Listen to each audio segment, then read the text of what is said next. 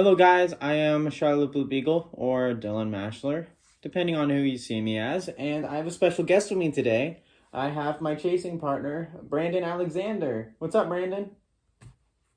Another night. It is 44 degrees out here, so it's just absolutely perfect. I'd take this over 70s.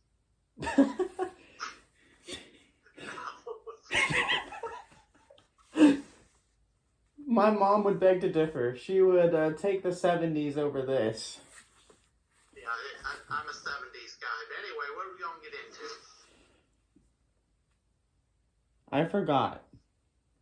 I am a terrible... Oh, gosh. Come on, man.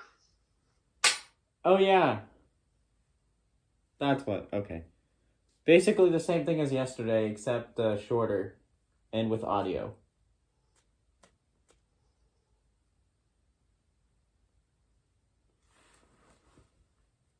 Are you frozen? No, not frozen. You're just... Part of it, because your viewers don't know what that was, so what part do you want to get to first? So I guess let's start... Oh, my thing fell. Okay, that's fine. Who cares? I guess let's start about talking about our backgrounds. Let's start with you, Brandon. How'd you come to be in the weather community? So, I was actually found out about on the anniversary of the Bridge Creek 99 tornado. I grew up around various tornadoes around Norman, Oklahoma, and I was on the news as well when I was born. I loved cameras, loved maps, loved Gary England back in the day on Chip 9, and just growing up around storms was really something I wanted to get into.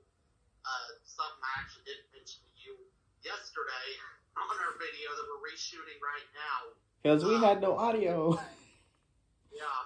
Before I got into storm chasing, I actually used to study tornado sirens and nuclear weapons and fallout shelters and stuff along that line. And Wait. then it progressed into getting into weather, and then high school, I made meteorology club. I was the school's weather guy, and from there, I just chased through my last 2 years of high school, and I progressed. I was with Shawnee Emergency Management in Shawnee, Oklahoma for a little bit, and now I've got this truck behind me. I acquired it, I think it's going on 4 weeks ago now from Texas, and it is an amazing piece of work how much I've progressed between graduating in 2019 and now. But it does need a new motor, and that's going to get taken care of hopefully next month. So that's how I did it. I grew up around storms and tornadoes, and it's just a really exciting time to get into it then. You actually did not tell me that you studied tornado sirens and nuclear weapons and stuff like that. Yeah. Federal Signal's the best. I can't go wrong with Federal Signal. They came out with the Thunderbolts, the 1000 A's, T's, so on, with multiple phases. They were some of the best sirens I've honestly ever seen. They invented 2T and 3T 22s, the 2001 models, and Federal is probably one of the best ones that you can come across. I don't care for their new, what I call Rolaids on a stick, but I do really enjoy those old mechanical ones for sure. They're loud and proud. I live right by a Thunderbolt 1000 or 1000T, I don't know. It's inactive, but I live right by that one, and then a 2001 130 is right by my house. And that was the first siren I've seen operate in person, and also lost maybe a little bit of hearing doing that. I remember I made the video, and I was showing my back then I had a Midland WR120 radio, and I was showing that off because it had just gone off for the test, and I was like, and oh my gosh, my thing's going off early, and while I was saying, oh my gosh, the thing interrupted me, and I'm like, drop the radio, turn the siren, that thing way cooler. Speaking of radios, I actually have Like my one right here. I have my Eton Zone Guard. This thing is it's weird. oh yeah, it looks weird. It does. This top part, it's like a beacon, lights up, and it scares the living ass daylight out of you when it goes off. Which is I why. believe it. But what's weird with it is it glitches out every time it goes off, so you never have a solid alert from it. But still does its job, still screams at you, still has a working screen, unlike my unlike this. Oh yeah. This thing is still works. It'll still go off for alerts and stuff, but the screen is completely shattered. And this is my second. I remember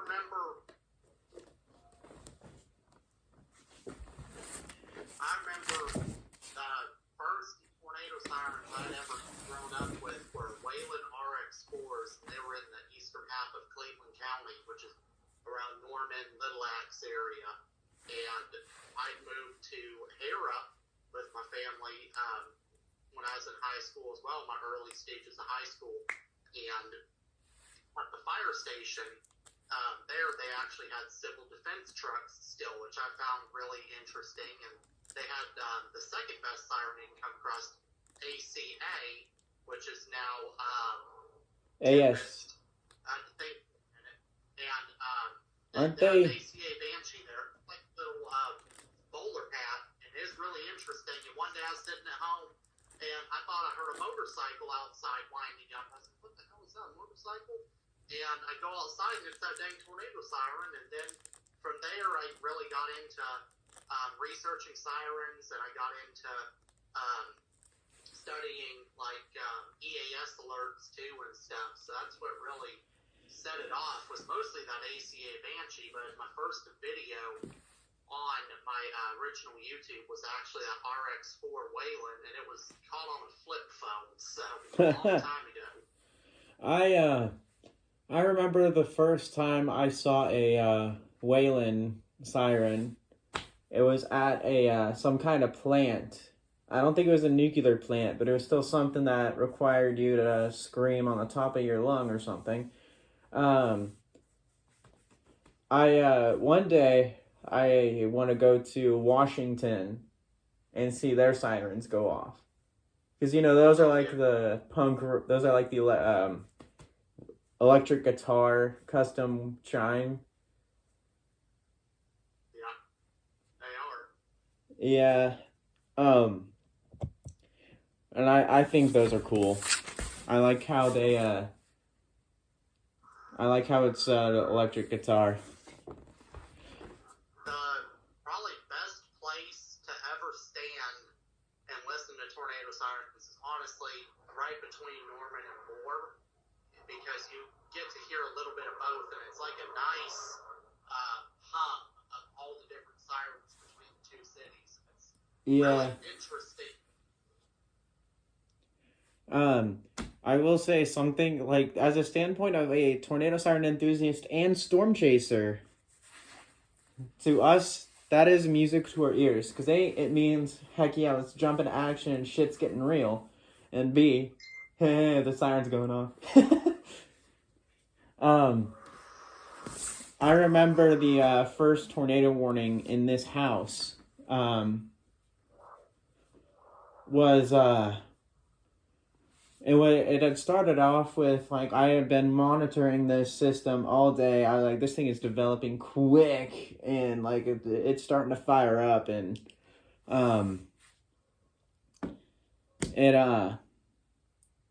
tornado warning came through, and I was like, oh hell yeah, let's go ahead, let's do this. And my mom was like, hell no, you're getting in the basement. Me, dang it. And then another tornado warning happened on March 13th, my birthday.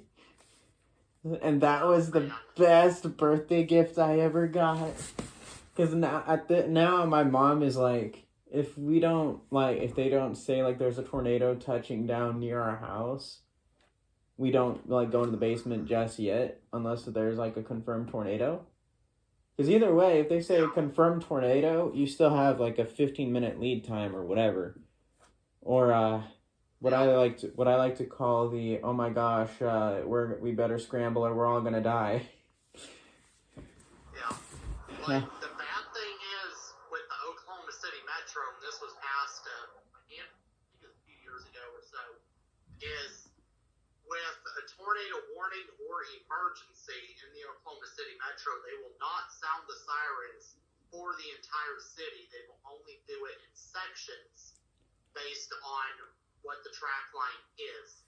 And I don't know why, because tornadoes can shift at a very rapid rate, especially if they have an emergency attached. Yeah. But, I mean, that also decreases the warning time if it does shift, and I don't really like that part.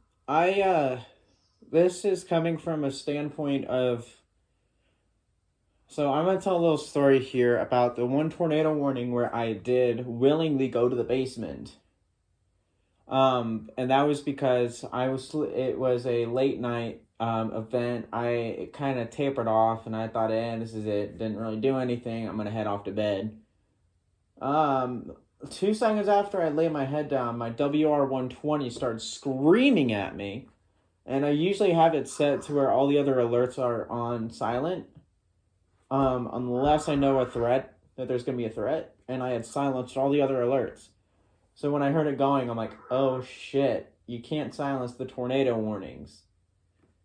And I look over, sure enough, the National Weather Service had issued a tornado warning. And it came up, and it's like, the National Weather Service has issued a tornado emergency. I'm like, what the fuck? Wait, what? I look at radar, I'm like, oh shit.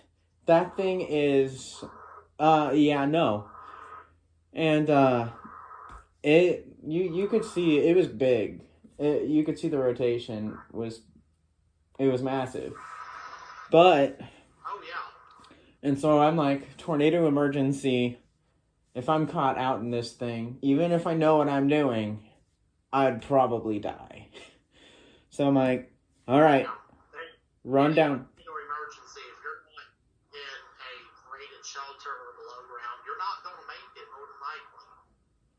Yeah, like I remember like that time, I remember that time, like they said it had touchdown in Lee Summit, the tornado. So it touched down in Lee Summit, and it's the middle of the night, which made it even more freaky for me, because even though I know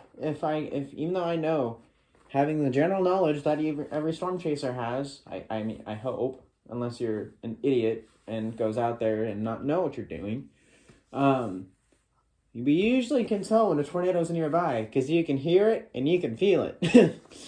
And I go downstairs. I'm like, I go downstairs. I'm like, is it near our house? I open the door. You hear that unmistakable waterfall sound, and I'm like, shit. This shit's real. And I'm like, where is it though? I wanna get a look at it first. And then I'm like, no, it's probably rain wrapped. It's pouring rain. It's nighttime. I ain't gonna see jack shit. So I go inside. I go in my mom's room. Mom, we gotta get going. This thing's massive. And I go upstairs. I'm like, hey, get the fuck to the basement or you're gonna die. And my mom was like, if I die, whatever. I'm like, well, I'm not gonna waste any time. I'm gonna get me and my brother downstairs. If you're gonna be stubborn, be stubborn. You're taking it from someone who knows what they're saying, knows that this thing is nearby. And thankfully, it shifted. And it hit in Overland Park. And by the time it had shifted, it had lost strength. And really, it didn't really hit anything. God. But Yeah. it once it well, it didn't hit anything when it was at its prime, but once it had died down, it hit Overland Park, Kansas, and there was some reported damage, broken windows and siding, and an old dilapidated home was completely destroyed. Goes to show, and it was rated as an EF1. No one was hurt, I don't think, but I mean, as a chaser, I mean, when you don't want to hear tornado emergency anytime as a chaser, because then like even if you're in an armored vehicle, it's probably not safe, debris wise. And I mean, the TIV has been in an F5, I think, in Storm Chasers. Yeah, we used to have a show named after what we do. I want that show back so fucking bad. Oh, God. Oh, yeah. Anyway, Dylan, let's go ahead and wrap this up. I would like everyone to be very encouraged to get a NOAA weather radio. Without any doubt, they most certainly can save your lives. And do not use bridges, overpasses, mobile homes, or your vehicle for shelter. Do not park under a bridge whatsoever during a severe event, whether it be hail or not. Keep going. So, one, it's illegal. Get hit. So, but we'll go ahead and wrap this video up. And yes, anything else you want to say, go ahead. Go ahead and step out here and deal with the cat attacking my leg. I do want to say, as Storm Chasers, our mission is to save lives, gather data, and have a good ass time. And to me, if you don't, like, some people do it for adrenaline, some people do it for money, but me and Brandon, we do it for adrenaline, having fun, and saving lives. We don't care about the money. Our main goal is saving lives. And the only way we can really save lives if you guys listen to your local authorities, your weathermen, National Weather Service, listen to them, follow their instructions, and please don't believe any of the folklore. I know people who still open their windows and go to the west side corner of their house or whatever. And that will take away, not only does that take away time from your lead time, if your house was to get hit, it would basically tear your house out from the inside. So you don't want that, do you? Anyway, I'm Charlie the Blue Beagle. This is my partner, Brandon Alexander. We hope you guys enjoyed this special video today. Have a great day, and as always, stay blue.